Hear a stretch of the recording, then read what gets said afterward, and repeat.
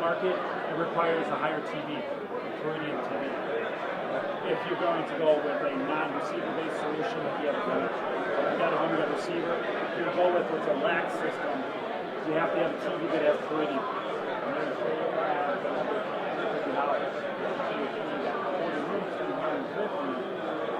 So basically,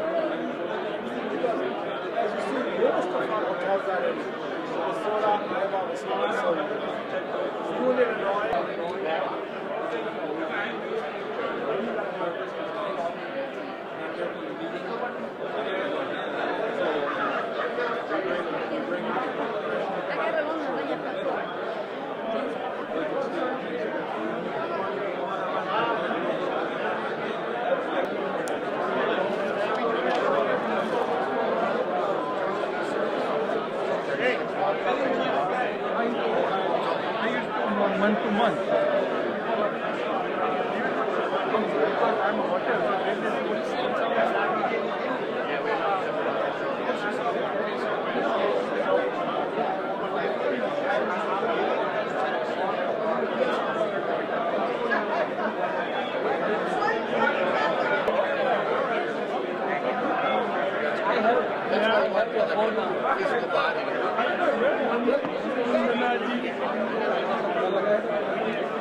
इसका ले लो बंदा बॉल का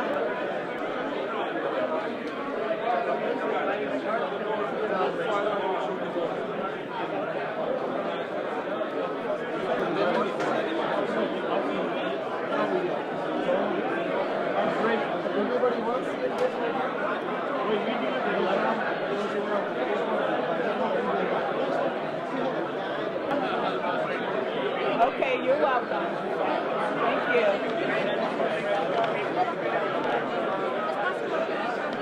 Sure. You want to put that in here?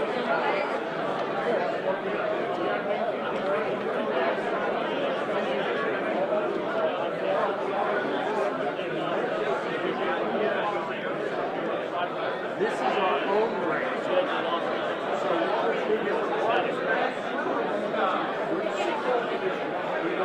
Yeah, think about it. Superior to Delta and Moen, and the fact that we use ceramic disc and solid brass casting on all of our faucets.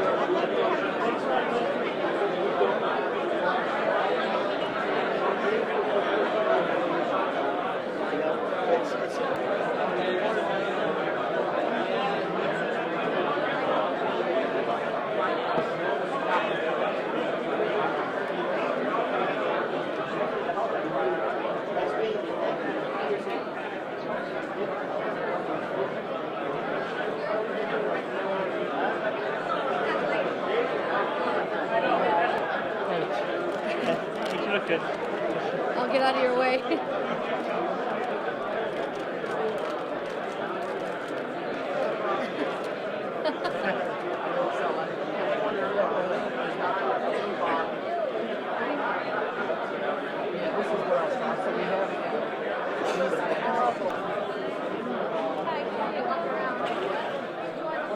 You're gonna be on Halloween. Those are free if you'd like to go. You can have one if you'd like. Yes, yes. That's where your property is at. Where your property is.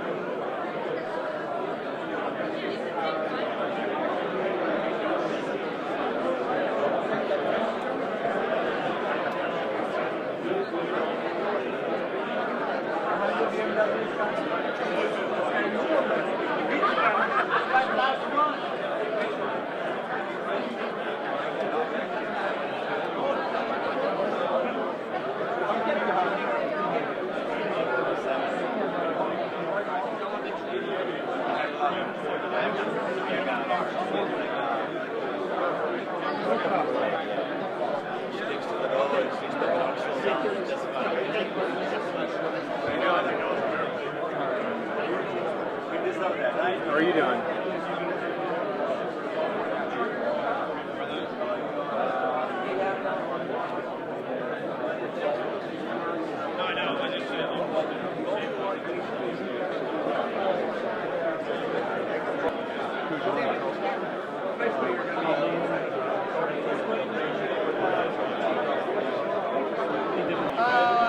More than likely, probably become a basically landed on private property. You know, it doesn't matter. It's always it's always fine. So, corporate partners behind you.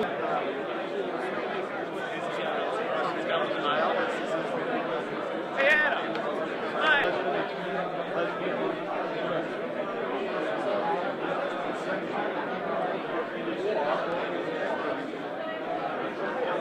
How are you guys? How are you? Good.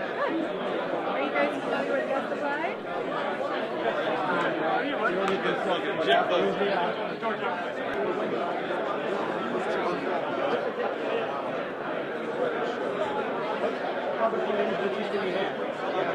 Software there, right? This is the parent company of the software there.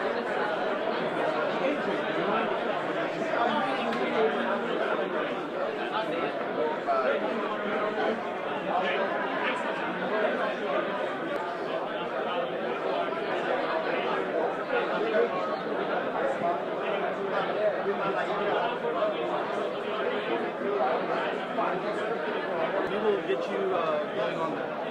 Sounds great. Thanks. Have a good one. Prior to that, we were kind of family and everything, so.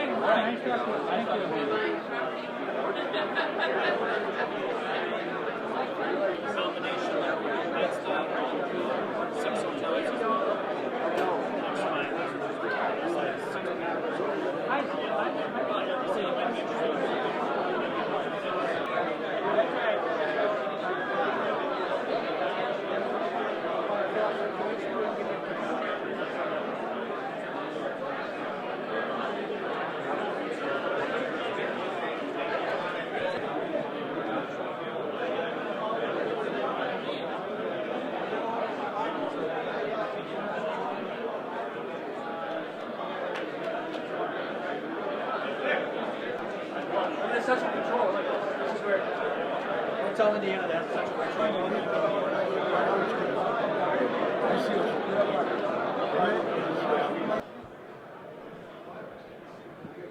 At the Upper Midwest Regional Conference in Chicago, we have with us the Regional Director, Chandresh Brahmbhatt, with us. Chandresh, tell us a little bit about the agenda for today and tell us a little bit about your membership and what regions you cover. Yeah, hi. This is Chandresh Brahmbhatt, Upper Midwest Regional Director. We have a basic agenda because this year is always being a very politically strong year, and we are raising PAC funds throughout the state to support our AHOA PAC fund. That's our main agenda for this year, and support the member. Chandresh, you've served 2 terms as a regional director, that is 6 years. A lot of time, a lot of volunteer work here. Tell us what memories you take with you. Well, it's I would not say it's a roller coaster ride, but it was a ups and downs came in this 6 year because when I become a regional director, and suddenly in 2009 and 10 was a very tough year for the hotel industry, and I have to keep very concentrate with my membership, and it was some challenges there, but we made it. And tell us any issues your members facing, and are you holding town halls to take care of those issues? The town halls help us a whole lot to give a whole knowledge across the board what we do as a nationwide and what we do state-wise. Those are the informations we give out to the hoteliers, and we try to make them our AHOA member. And lastly, what regions do you cover? What is Upper Midwest region? Upper Midwest is a big region. I cover Wisconsin, Minnesota, South and North Dakota, and Nebraska. Very good. Thank you so much. Thank you. We have the ambassadors of the Upper Midwest region. We have Sunny Gabawala is going to be speaking to us. Sunny, tell us a little bit about the membership growth of this region. Well, this region has done a good progress under the leadership of Director Chandresh Brahmbhatt. We have reached our goal, and we are looking to make 12 lifetime members today and 20 additional members. I believe we are reached 50%, and tonight we are going to be reaching our goal, so that way this region will stay alive, and as usual, Upper Midwest always makes a sense for all. What's the goal for the PAC fund? How much are you planning to raise tonight? Our goal is $10,000. I believe this association and the PAC fund makes a sense. Every dollar that every member gives, it goes for the protection and for the betterment of every hotel owners and the hotel industry.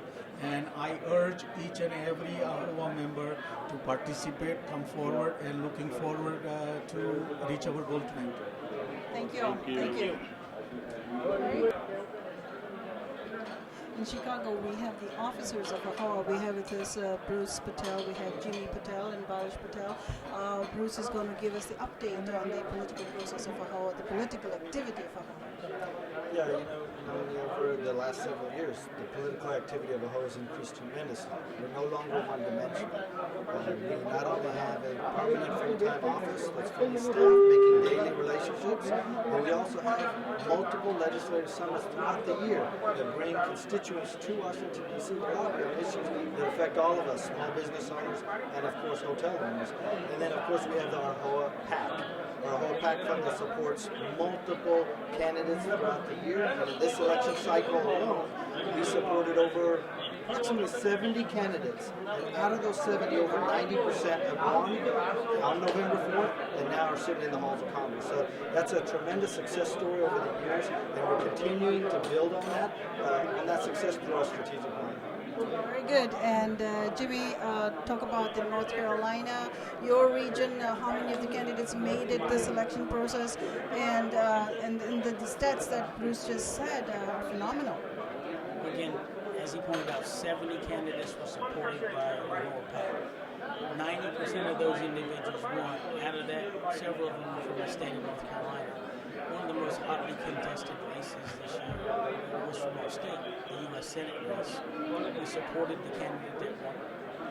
Locally, within my own region, the regional person, congressional official that did win was someone that I supported in the past. And throughout the region, there were other individuals, politicians who actually participated in our FNAC, which is our legislative visit that we did in the fall to D.C. Remember those guys who supported us there by attending our meetings, by attending our events, were individuals that AHOA had contributed to and supported, and they won their races. So again, there's a lot of research that goes into what happens, how candidates for support are selected. There's a whole different long process involved. It's not the whole simple. The whole structure is built there. We've got the D.C. office with several individuals working there who have the connections with the local congressional folks there. And at the Atlanta office, we also have 2 or 3 individuals working there to help arrange meetings and help schedule some of the candidates or some of the individuals who are coming to speak at our regional events. Very good. Brings me to your region, Barish. Tell us how many candidates won the process yesterday, November 4th. Again, as my fellow officers have mentioned, we supported about 70 candidates. Out of the 70, there was about 4 or 5 from my region that we supported either through PAC or gave them strong support and recognition. So we had one senator that was highly contested in my region, and he came out to be the winning senator. And there were also 4 other congressmen from my region that came out strong and won their regions as well. And those are the most big support. And tell me a little bit about your region. We have one of the largest regions. We have over 1,000 members in our region right now, heavily involved politically. We raise a good amount of PAC funds, and this is where our PAC dollars are going, and it shows that we're picking the right legislators out there to support our region. Thank you so much. Good evening again.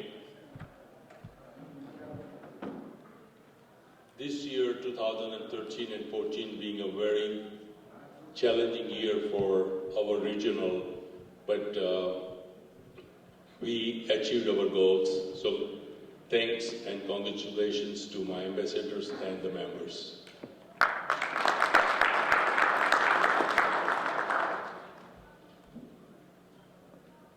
Tonight, regional is a very successful trade show we had because of 3 sponsors. First one, Wyndham, La Quinta, and Hans Kruger. So let me invite Tom Sharpin, if he's here, to say a few words for Wyndham. 2 years is begin to engage in areas that we had previously not been engaged in. And that is meeting with elected officials and letting them know our presence in the local area and the things that we can do to assist them in making good public policy. And in each one of our regional meetings, getting a little feedback here.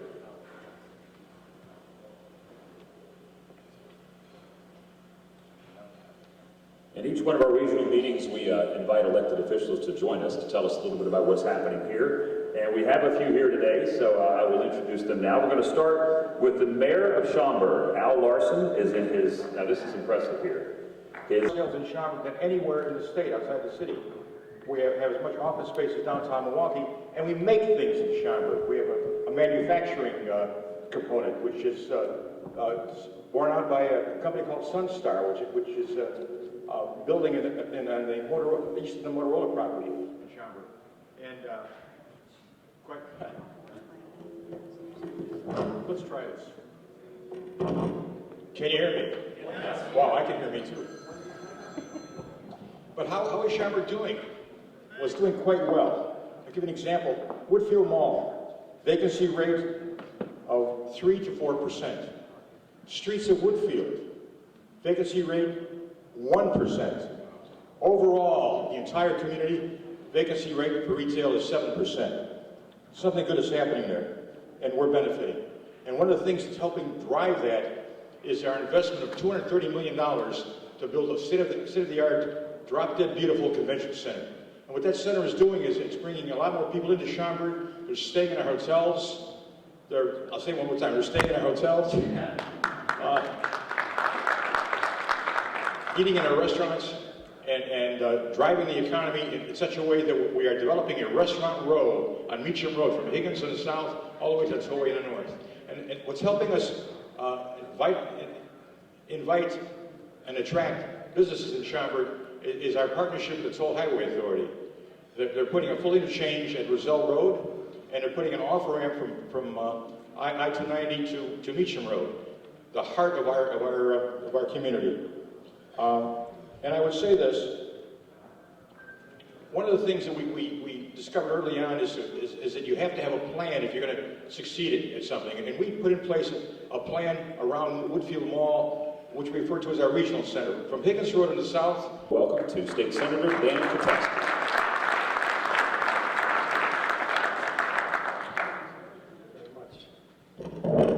Thank you very much. Good evening. It was great to hear from Mayor Larson.